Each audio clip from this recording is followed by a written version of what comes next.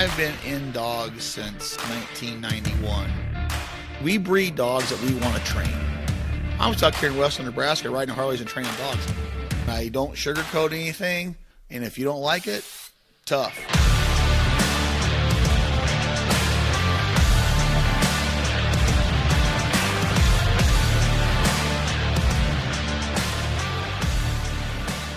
Hello and welcome back to the Flatlander Kennels podcast with Chris Jobman, where again we have second episode with dog trainer Rhett Riddle, Chris Jobman's personal friend. How you guys doing today?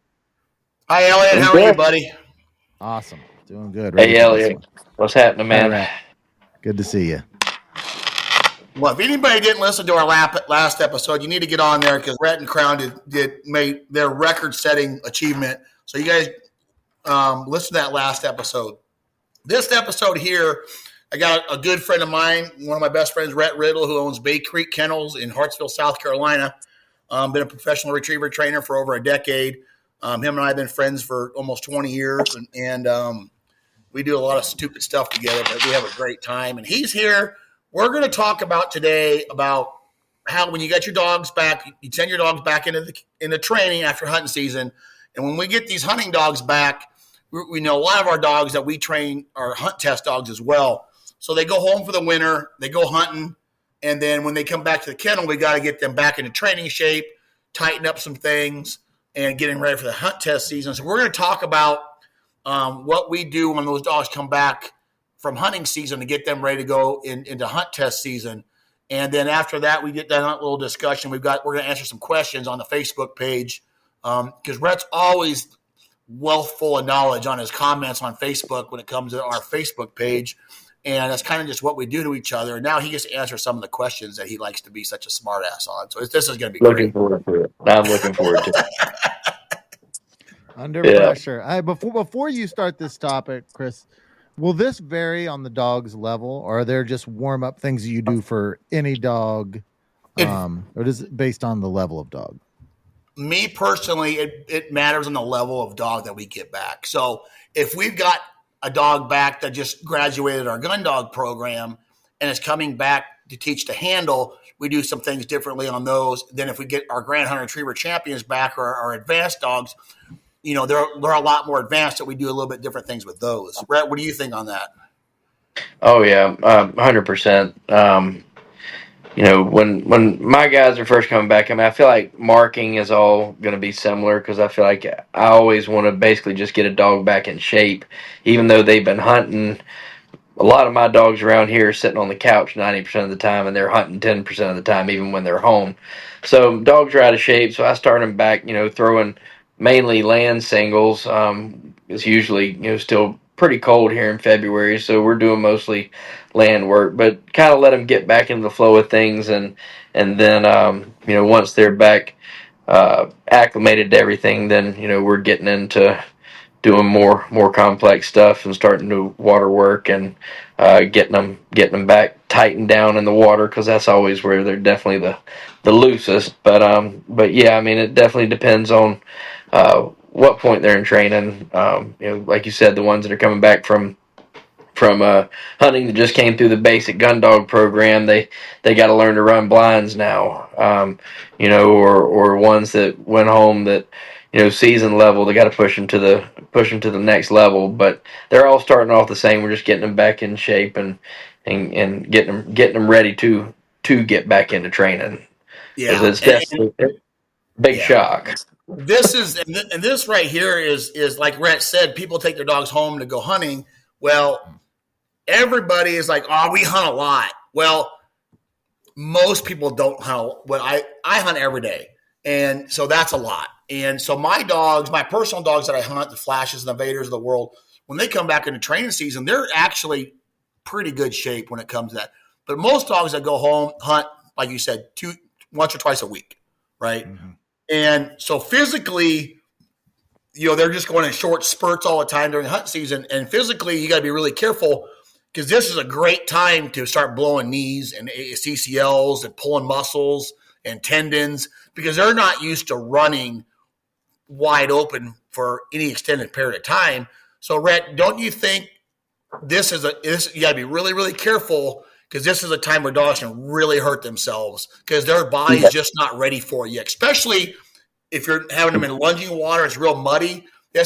I would highly recommend not doing that for a little while because that's when they start blowing knees out and stuff and really hurting themselves. So they're not ready yet. You got to really ease into it, Rhett. Don't you think that's something that people need to be careful of? Oh yeah, no, 100%. I mean, that's what it's all about. Like I say, getting them back in shape and ready to start serious training. Yeah, that's the mindset you have to have when you come back into it. Because I mean, let's face it, hunting and training are two different things. I mean, everybody hunts different, but end of the day, we demand a lot out of training every day, and these guys too. So they got to be in tip top shape and ready to roll. So got to get them back where they need to be. And the biggest thing I see when it comes back to these dogs is like you said, their marking is really, really, it takes a hit because, let's face it, most hunting dogs pick up birds from anywhere from 10 to 15 yards, and we're asking them to go a lot farther than that. So a lot of times what ends up happening is drag back gets them. And what I mean by drag back, everybody, is when a dog goes out, when a bird throws a mark and that dog brings that bird back, that bird is hitting all the grass on the way back. So there's that drag back. And a lot of times in hunting season, their noses will take over and not their eyes. And we want them to use their eyes first and then their nose. So a lot of times their marking will suffer when you throw a longer 100, 200 yard mark, they stop short and they hunt short because their nose takes over instead of their eyes. So it takes them a little while to get back in the swing of things.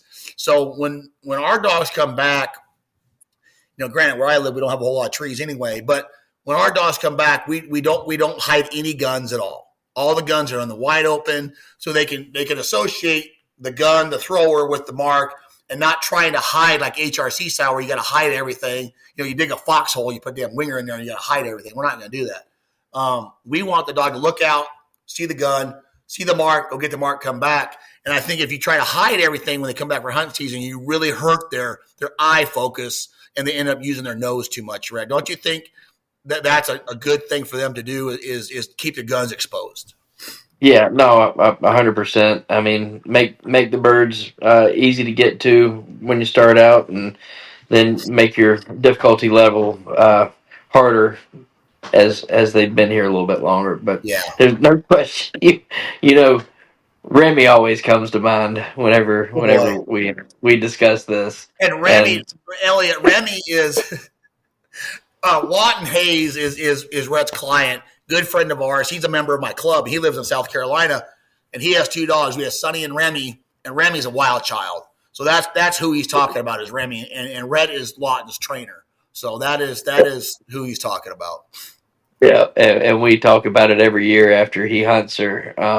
I one time after hunting season, she came back and I sent her for, I don't know, probably a 125-yard mark, and she broke down at about 7 yards and put her nose on the ground and started hunting. And full send, hard as I could, go get this long bird.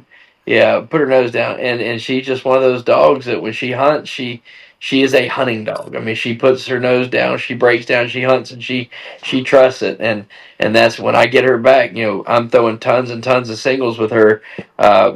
Getting her to get back to drive and go out there and get them and get out of those little habits we get into. Once she gets out of that, she's great. She's killing it. But we always struggle with that right when we first come back from hunting season. Drag back, huge. Yeah. No, the dog that I remember the most of my career coming back from hunting season was a dog named Deke, who Tom Roth owned, and Tom has passed away now, and he's a really good friend of ours and me. And Deke was a really nice chocolate lab. He, HRCH master hunter, 2 master national passes. But Deke was a psychopath, and it took me a couple months to get him ready after hunting season because he was a hunting dog and loved it. But to put the control back on him was tough, and it got better as he got a little bit older. But when he was younger, it was really hard. So I think just trying to tell everybody, I think you need to really ease into your training because physically they're not ready to do it. And mentally, they're not ready to do it either. How many days of training do you think it would take to feel like your dog's back in shape? Like a month? Well, No, I mean, maybe you'll know more when you watch them. They won't be quite breathing quite as hard.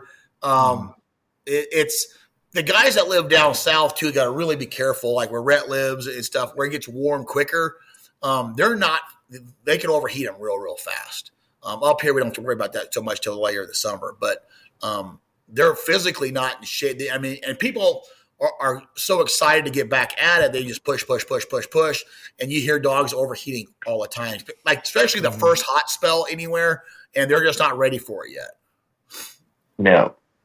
Oh, it was 80 degrees. It was 80 degrees here on Monday, and or Sunday. We have to be careful.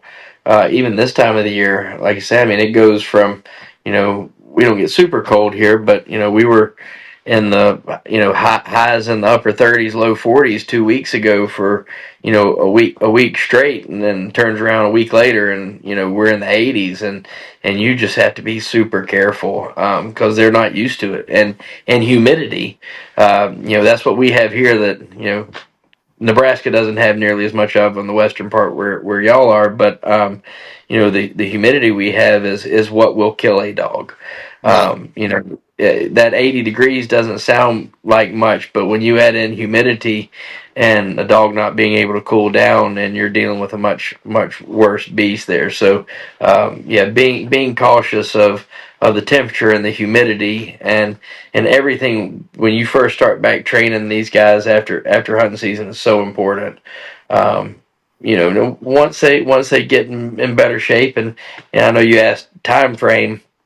It can be a week, it can be a couple weeks, just depending upon the dog. Some dogs don't move as fast and aren't moving as quick and going as hard. So I mean, it's going to take those dogs a little bit more to get them back in shape. They might have to shave a couple extra pounds off. They might just have to get their joints lubed up a little bit, getting back into it. As compared to some of the more athletic type, they're gonna, a week, they're usually back into it and rolling, but usually within a couple weeks, I feel like they're ready to roll. Yeah, I agree. Elliott, what do you see when you get back to training Georgie? What do you see as her biggest downfall and that you need to work on when because you hunt a lot, you hunt more than most. When she's a psychopath too, which is great. But what do you see her biggest weaknesses when you start coming back, getting her back under control? Well, it's her control. We talked about it last year that she's just. We need a little bit of a relationship shift as far as control. So I was going to ask you about that. As far as I need to be more routine with everything from getting out of the kennel to going through doors. I have to have more control over her, and so. That's my number one focus with her. Outside of that, she always needs work more on her angled casting as far as technical stuff goes. But I mean, you've seen her number one issue is her line behavior. And so I've got to find a way to get her to show more respect to me overall. So I was thinking I would just make scheduled in everything we do, just have routines like I said, from getting out of the kennel, and maybe just, I don't know if this would be beneficial just to go back and walk her around the yard and just do a lot of basic obedience stuff and just demand for her. I think that's her number one need right now. I mean, I'm only 3 AKC passes away from meeting my finished goal. I mean, I'm right there, but it's just, if I'm going to keep doing this game, she's got to show more control of the line. Well, and it'll help you for hunting season. So why wouldn't you? Like, yeah, I mean, that's the way to go. And then, I was going to suggest this. So I was going to, a lot of my advanced dogs comes back, and they're starting to come back now. So I've been training every day, and it's been cold, but we've been out there. But a lot of so our last podcast, however long it's been ago, we talked about pattern blind lining and casting, right? Mm-hmm. And which is just a 3-legged pattern blind on a mowed field with white bumpers. And we've had some of our members or whatever they are on our Facebook page actually use that, and we're really happy. Did you see those posts on there that people were talking about? They even sent a video. Did you see that, Elliott? No, I did not. I have not. Yeah, there was a guy on there that had a video of him, and they were loving it, right? And So describe a little bit. Just slow down and describe a little bit what they were doing Pattern blind lining and casting. with like the 3 piles, kind of Yeah. like the crow's feet that Freddie does. Yeah. Remember the last podcast was on pattern blind lining and casting? Right. Yeah. So they were doing that, and they were really liking the drill. And so what I've been doing, and I think this would really be good for you and Georgie, is to set up a pattern blind lining and casting field, right?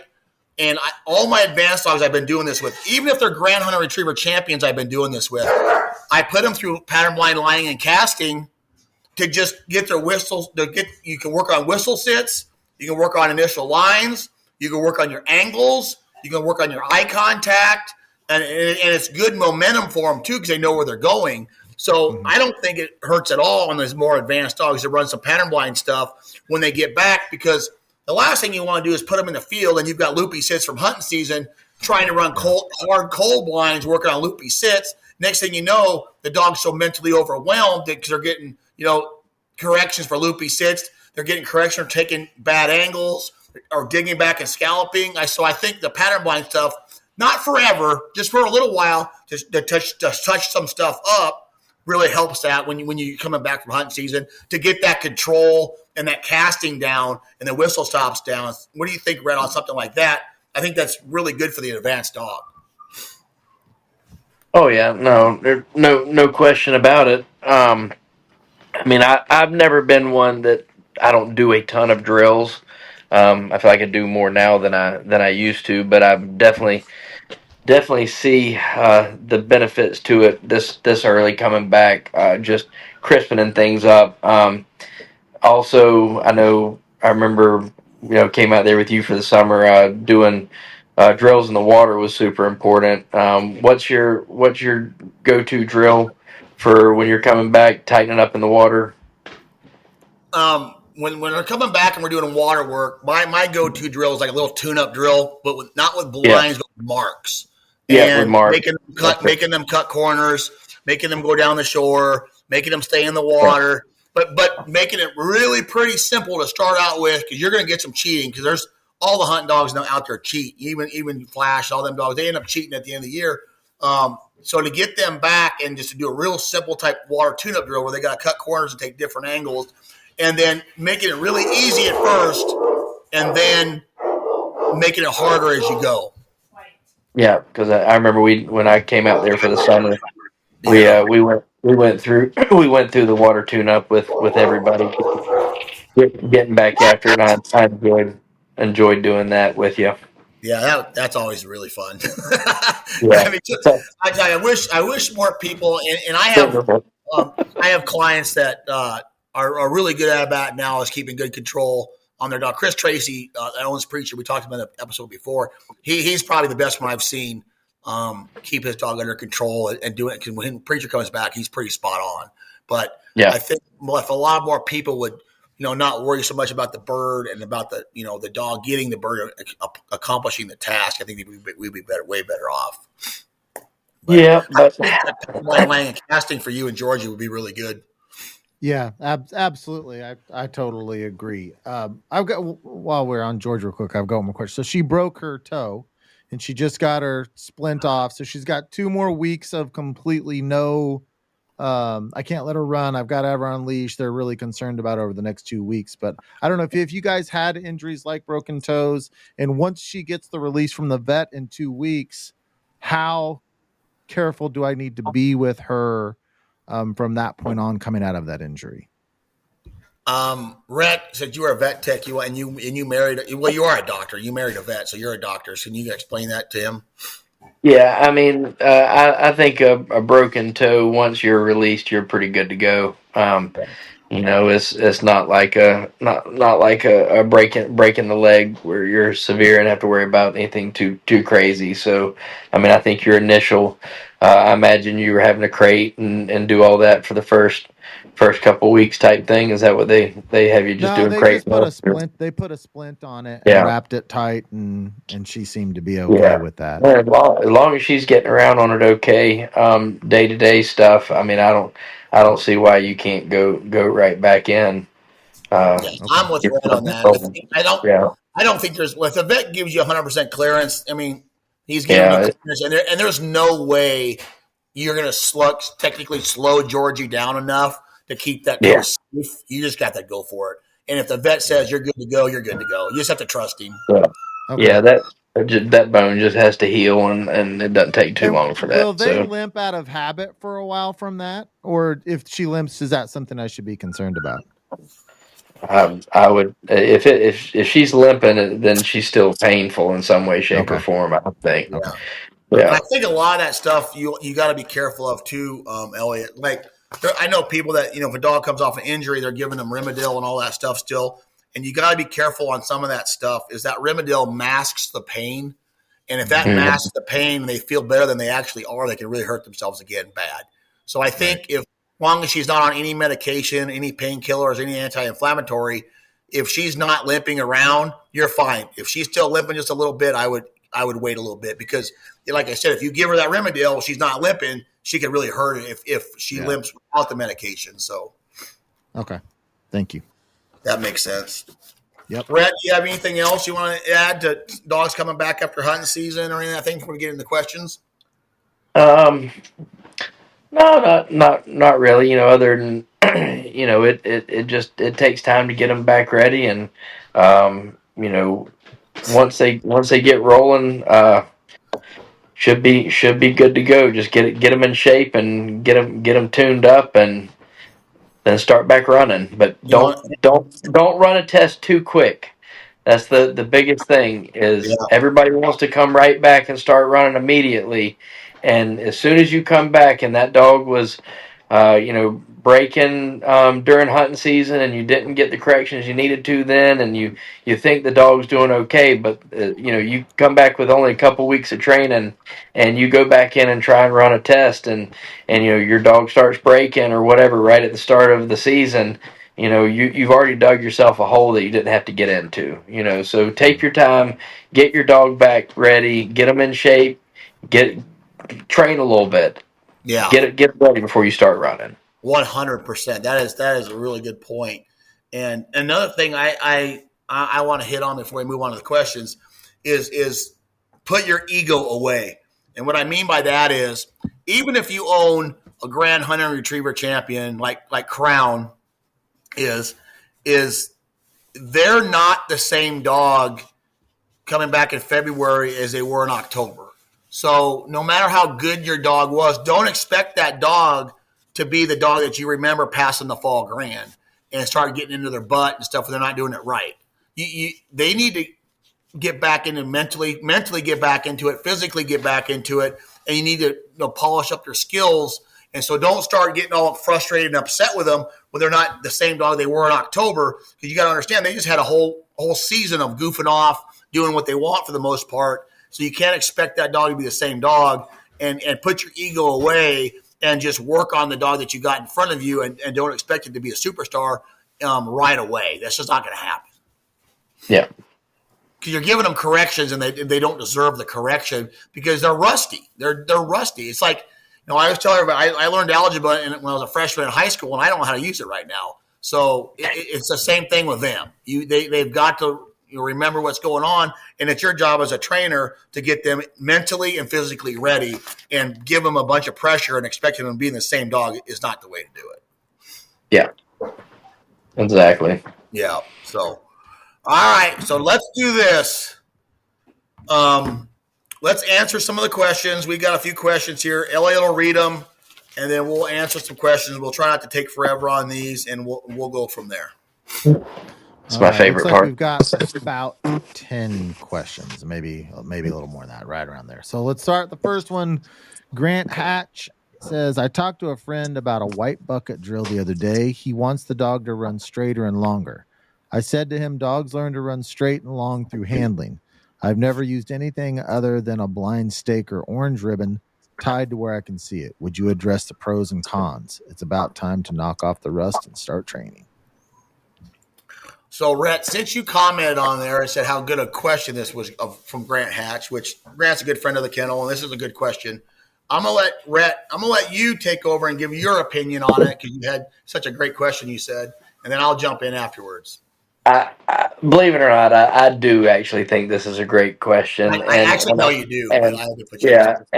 and I have, I don't know. I mean, my opinion might be similar to yours and everybody else's, but I kind of look at it a little bit different than some people, because this is one of those things it's very controversial in retriever training, because you're talking about giving them something black and white they can see by putting a white bucket up. There's benefits to that for some dogs. Some dogs might need to go back and see something big like like a white bucket. But I personally don't use them. I've raised dogs and I've trained dogs using white buckets to try it before, and it wasn't something I particularly liked implementing into my everyday training. So I think if somebody's using that program that's based off of a white bucket, there is a proper way to do it, and if you followed somebody that was doing that from start to finish, that'd be one thing. But I don't agree with just going in and adding white buckets in to do this. I feel like it's more of a crutch than it is, because you have to take that white bucket away eventually. Me personally, I've always liked, and I do things a little bit different. But I normally like to just have white bumpers on the ground, in mowed grass. If I want them looking out, I want them looking out at what they're going to retrieve, not looking out at something that's just on a pole back there. So I like white, and I know you do too. White bumpers on the ground for these handling drills, lining drills, whatever we're doing. Some unorthodox stuff that I do is I do lining paths, which a lot of people don't do or even know what they are, but it's just basically a long path, a long narrow path, just to run straight lines. We run them down sometimes. I know where Grant came up with his idea of teaching dogs to run straight lines off of handling, and I know he obviously heard that from you, and I learned that from you, and I heard that from you as well, and I 100% agree with that as well. You're teaching them to run a straight line or go over objects or whatever it may be, handling.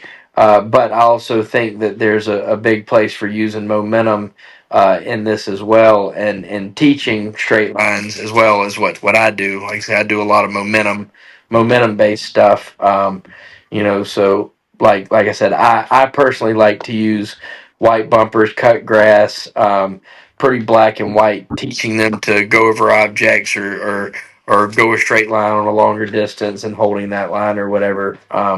But ultimately, yes, you do teach straight lines and teach them to use factors and whatnot with handling, but you can also teach as well, by using momentum as well with white bumpers or whatever. But I hate buckets, so. Yeah, I'm. So you and I feel a lot alike on this. Now, I don't see a problem with using a visual aid like a white bucket or white pole. I think when they're first running pattern blinds, like their first Yeah. set, we do pattern blind laying and casting is our first, and we talked about this in a couple episodes ago in the flow chart.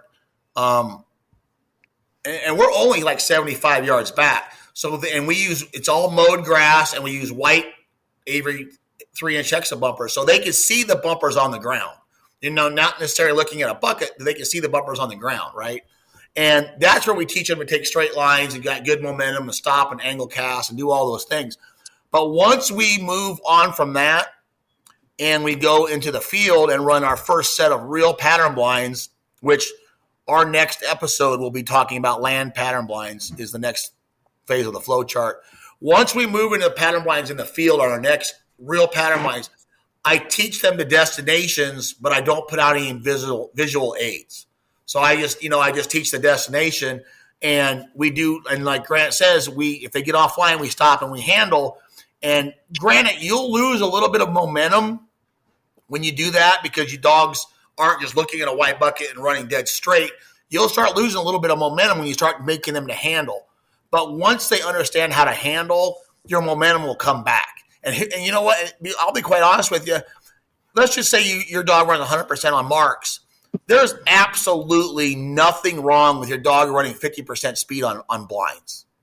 And people put too much emphasis on their dog running around like a maniac on blinds, because here's the problem. The faster they go, the faster you've got to be as a handler. The better handler you have to be. They've got to sit quicker. There's a lot of problems that come with a dog running wide open on blinds. Now, is it fun to watch? Yes. Is it fun to handle? No, not really. It's not. So if a dog loses a little bit of momentum because you're handling them a lot, that's fine. That momentum will come back. And if it doesn't come back, who cares? Because eventually with handling, you'll get like this. Eventually you'll get like this and it'll be straight. And it takes a little while. It takes a lot longer to teach a dog. Excuse me. It takes a lot longer to teach a dog to run straight through handling than it does the white bucket thing. But what you get when your dog is finally running straight, the dog will run straight, but it will also change direction and handle. The dogs that run the white buckets all the time, they run straight. Yes, they go fast. But when we get, and I can tell you, when we get some of those dogs back into training that people have done that with, that we didn't start out, I know exactly what they did. Because when you ask for a 45-degree angle, you don't get it. You get about 10 degrees. So those dogs are really hard to stop, to teach, to change direction. The ones that run dead straight, go wide open, to get them to change direction is really hard to do. And it takes a lot of pressure physically and mentally to get them to do that. So you're eventually breaking their momentum anyway.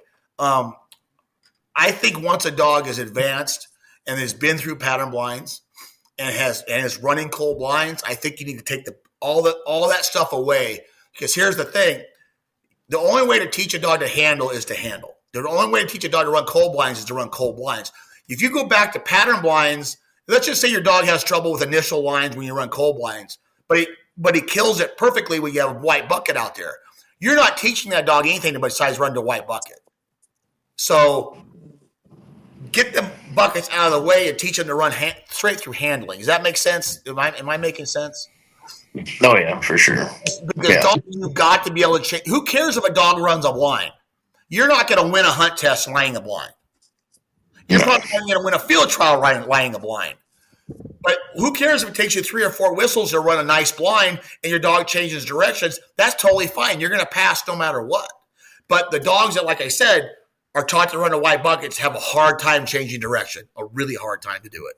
And granted, it builds momentum, but it also builds a lot of scalloping and digging and not handling, which is it's hard to do.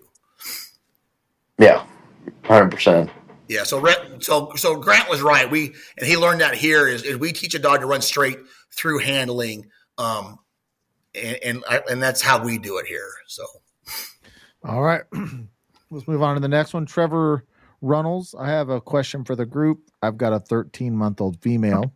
She's been through formal obedience, collar conditioning, force fetch, force to pile, and got about 40% on starting T-drill before hunting season. We have not done much formal training for about a month or so. How would you guys recommend getting back into the training program? Go back through a quick refresh on the basics and work back to where we were, or go back to where we left off? Any guidance would be greatly appreciated. Rhett, you want to handle that one? Yeah, so, I mean, I get that dog back in.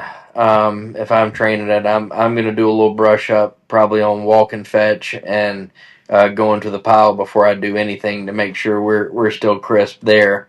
And then I'm going to start back working on a T pattern with casting and going to the pile. But I'm going to go all probably at walk and fetch is what I'm going to do personally, knowing the little we know about it. But that's where I would start.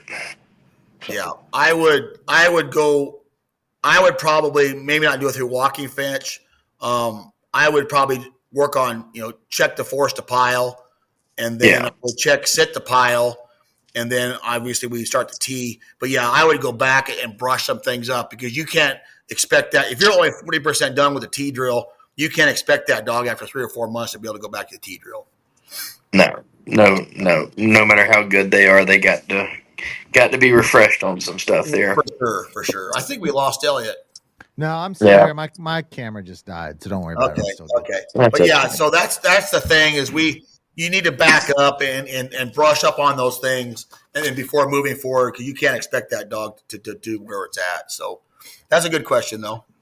All right, David Plyler. I know a lot of folks that at the end of a good training session or two otherwise reward their dog, they throw a fun bumper for the dog, just throwing it and letting them retrieve it without sending them. Just throw it and go. One of the things I've had to work on with my dog is not breaking. She's usually pretty steady, but every once in a while she gets excited and breaks. In training, not in the field. It's gotten much better with a little concentration on that, but do you all think that the fun bumpers can work against keeping a dog from breaking? I completely stopped throwing them and only let her go when she's sent. Thoughts? And David, it all depends, and Rhett's probably going to answer the same way I do. It all depends on the dog. Like a crown type dog that Rhett owns, you can throw fun bumpers all day long that he's not breaking. If you got a crazy wound up dog like a Vader that I own, I don't throw fun bumpers for Vader. It all depends on the dog. If you got a dog that's super, super wound up, has a creeping, breaking problem, I wouldn't throw fun bumpers. A dog that needs more oomph and maybe needs to lighten up a little bit, throw all kinds of fun bumpers to lighten them up. But what I do, one thing that I do that when I throw a fun bumper, I always give a command, and my command is just okay, like okay, up. And once I do that, they know it's a fun bumper and there's no more rules. So if you're going to give a fun bumper, I would always preface it with a command or something to signify that, hey, this is a fun bumper. You don't have to be steady. Because if you just throw the bumper but you don't give them a command, you can really confuse a dog where it's supposed to sit and stay or go and get it. So you might as well be really black and white and give a command and then throw the bumper. That way it signifies what's expected of them. What do you think, Rick? Yeah, that's spot on. Yeah, Crown's got fun bumpers. Craig might have never had a fun bumper before. Yeah, exactly. Exactly. Yeah. And that's funny on that thing. So Craig is Crown's son, and Craig is wound up. And like I said, they're two completely different animals. I mean, psycho, and Crown's real, mellow. So yeah, that's right. All right, moving on to the next one. This is personal friend of mine, one of my training buddies, Cole Seibenmorgan, working through three-handed casting. She is letting out a yip when I give her a left or right back almost every time now. I am thinking this is out of frustration that she is not getting an overcast. She is peeking over as she is going to the back pile. There is no over bumpers out on the overs. This started when teaching left, right, back with a left or right over bumper was put out to sea. What do you or others suggest? Do I recall if she yips and bring her back to the pitcher's mound, but she is giving me the correct left or right cast, so is that killing momentum? Go ahead, Rhett.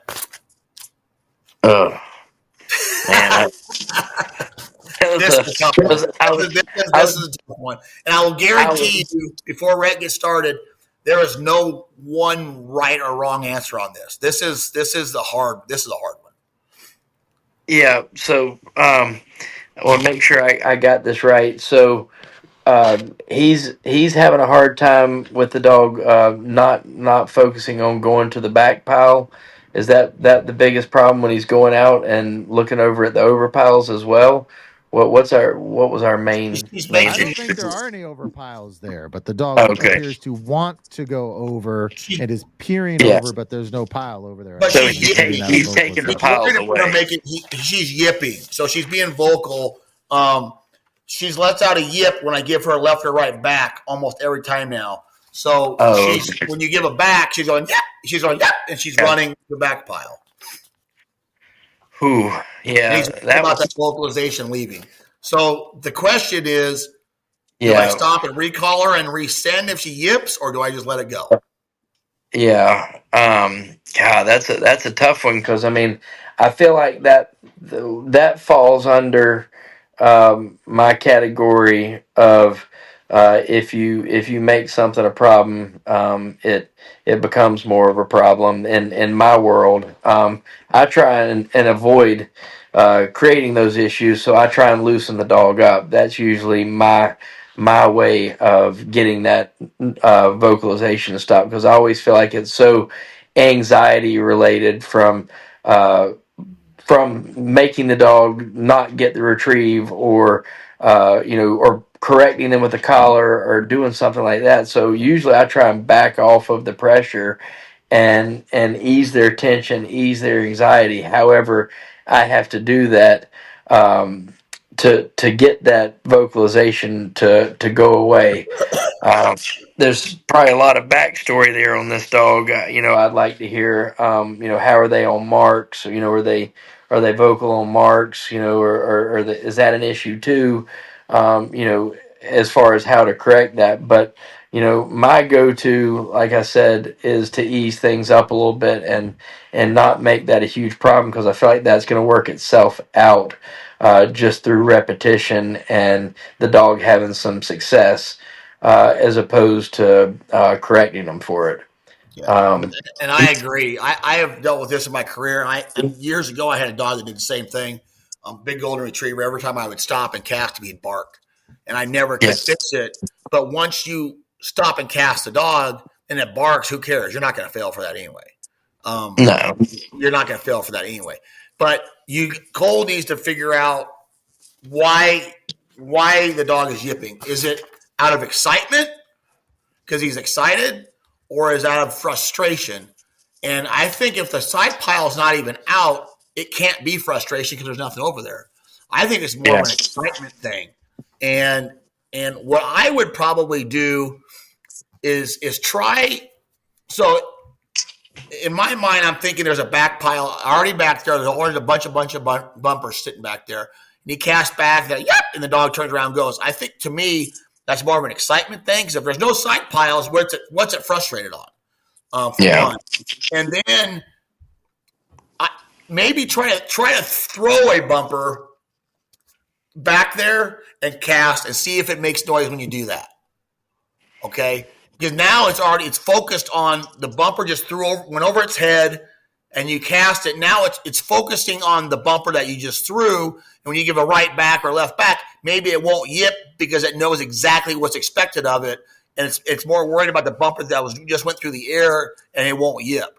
I would be interested to know, if you throw a bumper, does it yip, or does it only yip when there's no bumper being thrown?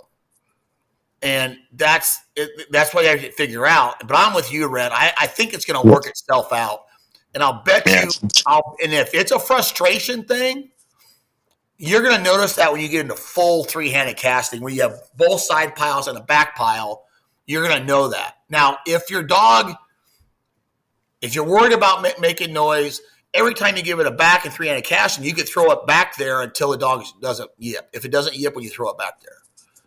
If it's just yips a little bit on a back, I wouldn't really worry about it too much. One thing you're going to have to worry about now is when the next step in three-handed casting is force to pile. And once you start forcing that dog to a pile, it may start really yipping, leaving your side. So I don't know if the yipping is caused from force to pile on pressure, or if it's excitement, or if it's just frustration. I don't think it's frustration. It's probably excitement. Yeah, definitely sounds like it. And I would be careful of killing that excitement, like with Rhett. I would be careful, worry about hurting that excitement, because the dog's wanting to work. And then once you stop that dog, I don't know. I don't necessarily think the dog thinks it's being stopped because it's making noise. Yeah. Because when you give a right back, and then dog turns to the right and goes, yep, and then you stop the dog, well, the dog just did what it was told to do, was take a right back. And now you're making it stop. So it's going to be really confusing. And I tried that with that big golden retriever I had that we trained years ago. I tried to stop it. I tried to make it quiet. I tried to put a bark collar on it. I tried everything, and I couldn't stop it. So I just let it go, and he ended up being a really good dog. But I just let it go. And it never worked itself out either. But I didn't fail a test either, because that dog would yip or bark when it got cast. So I don't know. You just got to try to see what works. All right. This one, and this person you actually, Chris, interacted with on the Facebook group. So there's two posts kind of with some additional information. This is Kevin Christner. Have a 5-year-old HRCH yellow When running blinds or padding blinds, she handles well, but after leaving my side, gets about 15 to 20 yards away and looks back at me en route. She doesn't pop, just looks back and keeps running.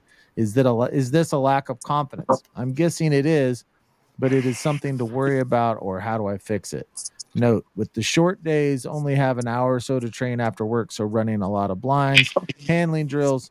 But soon as I say dead bird, I get like a groan from her and she looks up at me. On the last podcast, you said no hand to send, so I did do that, but still get the quick glance back at 15 to 20 yards. And then you asked for more information, so he added some additional information. Actually, I'm not sure what your question was there, but it's something. It was working on an inverted V, trying to work on her angle backs on blinds. And yes, she has been through all the basics. And I was wondering if I have been overhandling her. Go ahead, Rhett, and I'll jump in. Ooh, yeah. Obviously, there's a lot, and I read through some of this at some point too, so I kind of do remember this one and kind of thinking about it. I've had a couple dogs that do that. I mean, I can think of one that did that specifically, and I remember someone mentioning to me, I was like, oh man, yeah, I see, he acts like he doesn't have any confidence going out. 10 yards out, he kind of starts looking back a little bit and asking if I had a problem with it. And I said, I mean, he does that every time, but it's never created any issues for me. And, that dog now has passed 4 straight Master Nationals, and I never had any real problems with him doing anything. But yeah, I tried some different things with it. I tried to recall him, see if that would help. I tried pressure one time, seeing if that would help. But ultimately, I felt like the looking to the side was something I probably created, maybe created with pressure somewhere inadvertently, and it really became where it wasn't that big of a deal. So, I'm I'm not 100% on how you would go about fixing that, or if that was something you had to. But you know, obviously lining drills and a wagon wheel, that'd be the first places I would go to work on that. But again, the just turning the head, looking back, not being 100% focused is not the end all be all for me. And I would keep moving forward with running blinds as long as I wasn't getting a pop. If I was getting a pop, or even a little bit of slowing down, then I might give a back nick back to increase the dog's speed and keep them going. But just to look back doesn't bother me that much. Not to make a huge deal of it. Okay, I got a little sort of the same, but a little different view. So, Kevin, this is a 5-year-old dog. This is a habit now. So to try to really get this out of your system is going to be really hard to do. I'll bet you if you went back to pattern blinds, it doesn't do it. So pattern blinds aren't going to help you. So, and you said when you say dead bird, the dog gives out a groan or whatever and wants to look up at you. Try this. Try to send that dog, instead of saying dead bird back, you could say dead bird or whatever you want to say. Maybe change your sequence up. So this dog is feeling mental stress from somewhere. And it sounds like when you say dead bird, that's causing that dog to instantly mentally stress out. So try something different. Try to change up your sequence. Try to say maybe like line, and then maybe send the dog on its name instead of back. See what happens. If the dog takes off and doesn't look back at you and doesn't get weird, then you know it's your sequence, because that dead bird starts the problem because it's stressed out from whatever happened in the past with the dog. It's gotten stressed out over that deal. So try to change up your sequence, and instead of saying dead bird, say line. And then instead of saying back, send it on its name. So, because it doesn't really matter what you send your dog on, as long as they leave. Who cares? And if that works, then you know it's your sequence and it's previous training that's mentally confused the dog. Or if your dog has been through a good force to pile program and is really good force, send the dog, kick it off, no handstands, because it wants to look up, and then if it's at 15 yards, it's going to look back at you. Maybe at 10 yards, nick and yell back, and see if that'll work. But I would try something with less pressure before trying anything with pressure. I would try something with less pressure. I don't know if that helps or not. Sounds good. Ready to move on to the next one? Try it and see next time. Yeah, I mean, there's no way to fix this, but you always try something with the least amount of pressure first as possible. I think this will probably won't be a real long one. Richard Shrijma, could you explain the reason for keeping bird in mouth on second retrieve? I do it because it does a couple different things. It adds concentration to a mark on a single, especially. It teaches the sequence of a double. You run a single, do a bird in mouth. Just say you run a long single first. You come back in, the dog's holding the bird. You throw out a short mark next. A check down bird. Bird's still in the mouth. That's when you work on your communication and you say, take the bird out and go easy, easy. Now you're teaching the dog the communication of a short check down bird. You're going through that mechanics of a short check down bird. So that's one of the reasons why I do bird in the mouth. Plus it adds concentration. It adds more of a difficulty to a single. So, and we've discussed that a lot over the course of these podcasts because I do bird in the mouth all the time. It just adds difficulty and it teaches mechanics. All right. Zach Groff. This one's a little out of season, but what is your training focus with advanced dogs entering winter? Northern states can be limited when extreme snow or cold hits. I keep up on obedience in a variety of ways, interested in what you may set up for marks and blinds. For context, my dog will be running MH tests and hopefully some Q stakes in 2025. Well, it's really hard to keep those dogs in shape in the northern months, northern states. We don't get a lot of snow here. It just gets a little bit colder. We train all winter long, so we keep doing our things, singles and marks and blinds and those sort of things. But if you're up north and there's a bunch of snow, I would be really, really careful of that because you could tear your dog's pads and feet up. Ice, snow, slipping, ACLs, CCLs, all those things. Work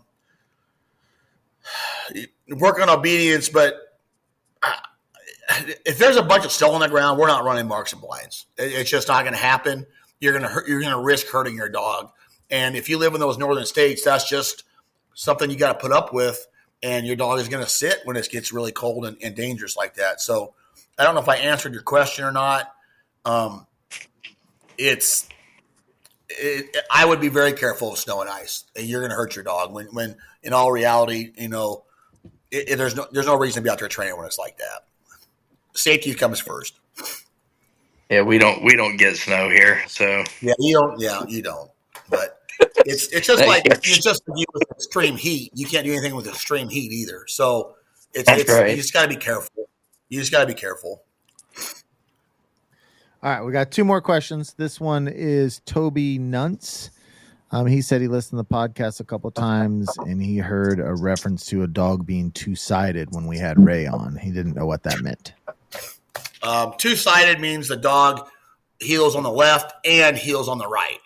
So a two-sided heeling dog, if the mark's thrown right to left and it's a memory bird, they're on the left.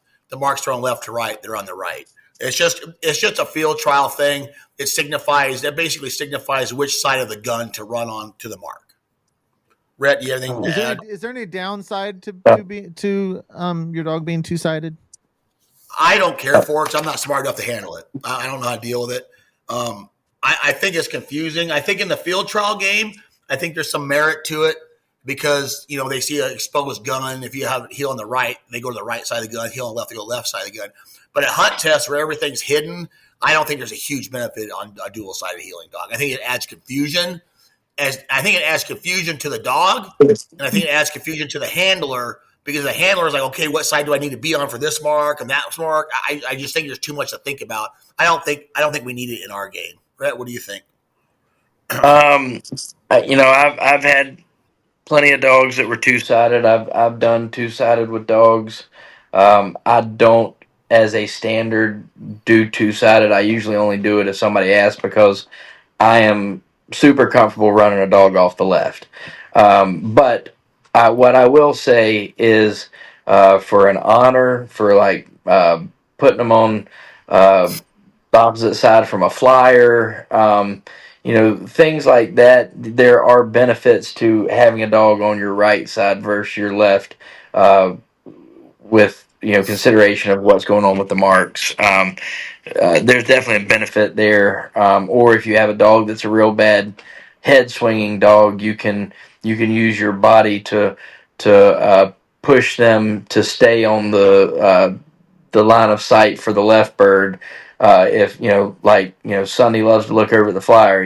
If Sonny's on my left and the flyer's on the right, I can use my body to push him over to the left and keep him on it. But if that flyer is on the left side, and I can't talk to him, it's hard to keep him looking to the right. So I see some benefits as far as that goes. But like I said, I primarily am left sided, so. I see nothing wrong with having a one-sided dog, but to each their own because there can be benefits. Yeah, I agree. Yeah. The benefit for me, I always have Georgie on my right. She's a right heeling dog, and the reason that my dad did it and I got it from my dad is we lay out blind hunt a lot and lay out boats. And when we're layout boat hunting, being a right-hander, it's much easier to swing to your left, to your right. So our boats are always angled to the right, and we'd much rather have our dogs on the right side than on the left side in that scenario. But I don't like it when we're doing hunt tests. I wish that she was a left. It's just always caused problems because everyone else does it to the left, and I got to move buckets around and crap. I would much rather have her be when we hunt on the right side and left for hunt testing. So if I were to work with her just in like formal hunt test training stuff on the left, but then hunting on the right, that wouldn't cause any problems, I wouldn't think, with anything. No, it would. It just, to me, it just confuses me. You run the amount of dogs that we run in a master test or HRC test, it puts thoughts in your head that don't need to be there. And what I mean by that is let's say your dog heels on the left, but now you've got a right heeling dog too, and there's a long left to right mark, or even a short check down left to right. Now the dog comes in and locks out the bird.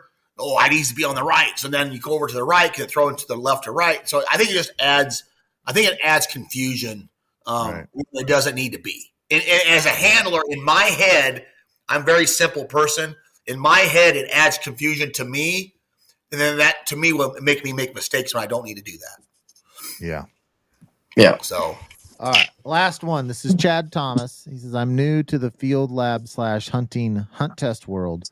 When it comes to a dog's health and drive, what is your philosophy and typical recommendations when it comes to spaying and neutering? Does it affect their drive? Does it take some of their heart out of the work? What have you guys typically seen? And I found this interesting, Chris, that when I brought Georgie out, you knew I'd had her spayed just by looking at her, just by her physical appearance. And I didn't realize that was a thing. So I'm really interested to hear your answer on this. Well, I'm going to let Dr. Riddle, because he was a vet tech, he's married to a vet, take this. But look at a bull and look at a steer. A bull is full muscle, athletic, those sort of things. And you look at a steer, they're long legs, they got no muscle. It's the same thing that happens to the dogs. And I could tell when a dog is neutered or spayed that comes to the kennel, I can almost instantly tell it. And then I'll get into the performance aspects of it, but go ahead, Mr. Dr. Riddle. Yeah, I mean, I think it's a toss up. I mean, I personally don't ever neuter males. Only neutered males I've probably had here have been older ones or ones that had some sort of issue. I mean, so I really don't see a ton of it. I mean, very, very rarely, but I mean, I see the same stuff you're talking about. they're not developing the same. So I think if it was me, my dog's going to at least mature first and fully develop, before I was going to get one spayed or neutered. But, I personally am not going to, because I do think it takes away something. I mean, it is what it is. I mean, especially neutering a male.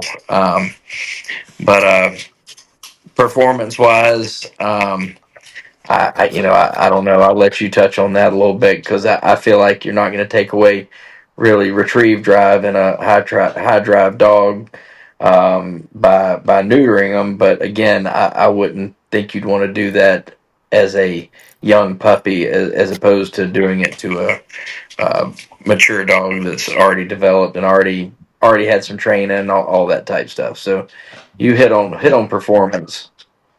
Well, after 25 years of doing this, all the vets in the world that I know, the first thing I want to do is spay and neuter. And Rhett's right. You've got to let that dog mature. It's got to I wouldn't spay or neuter a dog that's under 2 years old. In my personal opinion, you've got to let that dog mentally mature, physically mature, get the muscle mass, get all those things. Because if you don't, you take all them hormones away, they're not the same animal. They don't have the muscle mass. I think it hurts their joints. I think it hurts their ligaments. I think it hurts everything. Now, with a really high drive dog, I always hear people, I'm going to neuter them, that's going to take that drive out. And that's going to calm them down. On a really high drive dog, it's probably not going to calm them down at all. But if you've got a dog that's a little bit lower, less drive, a little bit more methodical, the last thing you want to do is neuter or spay that dog. I don't care what a vet says. I do not care. They're very smart when it comes to fixing stuff, medicine, but they're not dog trainers. They're not behaviorists. If you have a dog that lacks a little bit of drive, the last thing you want to do is spay or neuter that dog, because it will hurt their drive. I'm going to tell you right now, you want to neuter me? I don't want to do a damn thing the rest of my life. I'm done. I'm done. That's the same thing as an animal. Same thing as an animal. I'm telling you, I would not do it. And here's the thing. Let's just say you neuter your dog before a year old. You don't even know what dog you have. You don't know the desire. You don't know anything about the dog. So why would you not let that dog grow up at least till 2 years old? And let's see what you have first. And you may not have to spay or neuter the dog. But to each is his own. But I would recommend not doing it, because why even risk hurting the dog's physical performance when you don't have to? You don't, just because a vet tells you to do it, they're just looking to keep the puppy population down and strays down. Most vets, unless they're in the game or work with somebody like we do, they don't understand it. They just want to spay and neuter. So you spayed Georgie, and are you happy with that decision, Elliott? No. There you go. No. Don't do it. Yeah, and once you do it, you can't reverse it. Push for it in the 90s. You just have, it's just like, well, that's what you do. It's just been so pushed on us as a society with our dogs to spay and neuter that it's just like, oh yeah, that's what you do when you get a dog. And when you're not in the world you guys are in. Would you like to have a Georgie puppy? I don't even want to talk about it. Okay. That's coming from an amateur that was talked into spaying or neutering a dog by a veterinarian, because that's what you thought you had to do, and now he regrets the decision. Why even? I'll never forgive myself for it. I'll never forgive myself for it. And because here's the thing, even just like you, Elliott, you don't know what dog you have until it's the best dog you've ever owned, and now you've spayed her, and you know this, and now I guarantee you, everybody's like, "Oh, this is great. I wish I could have a puppy." So then, why even bother? Why bother? Yeah. Just leave it alone and let them be the dogs. And I know there's some boarding facilities that you can't go into unless the dog is spayed or neutered. Find a different one. Yeah. Find a different one. I mean, that's just all there is to it. Hands down. Yeah. So, anyway, anything else?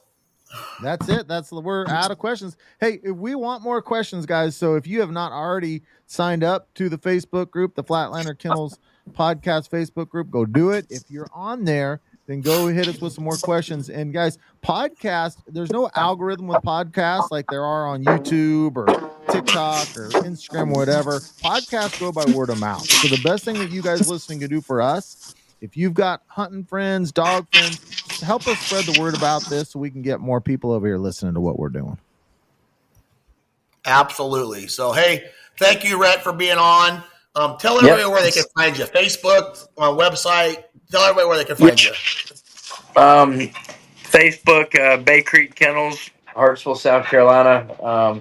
Don't do a whole lot on the website anymore, and my personal Facebook page is where I post most stuff. Rhett Riddle on Facebook and Bay Creek Kennels. So come check us out. Thank you for having me on. Awesome. I really enjoyed it. I appreciate Absolutely. it. Thanks, Mr. Riddle. Hey, everybody. We'll see everybody at the line. Take that in. Gotta strike